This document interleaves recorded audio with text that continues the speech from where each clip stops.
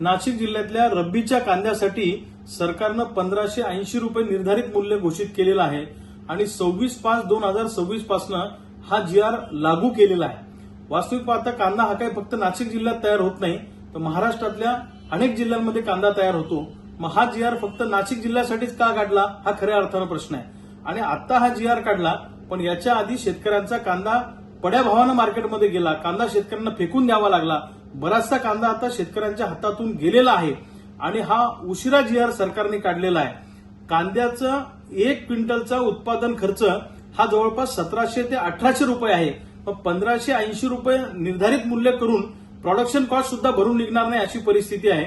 मुळामध्ये कांदा उत्पादकांना दिलासा द्यायचा नाही, फक्त आम्ही दिलासा देतो अशा पद्धतीचा आविर्भाव सरकार त्या ठिकाणी आणत आहे आणि कांदा उत्पादकांचा रोष शांत करण्यासाठी सरकारने हे परिपत्रक काढलेलं आहे।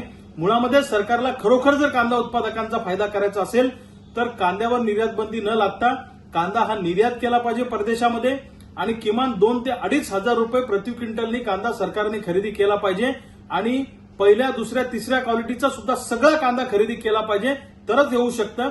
सरकार जेव्हा खरेदीमध्ये उतरतं तेव्हा विशिष्टच कांदा आम्ही खरेदी करू आणि एवढ्याच लिमिटपर्यंत कांदा आम्ही खरेदी करू असं सरकार सातत्यानं सांगतं।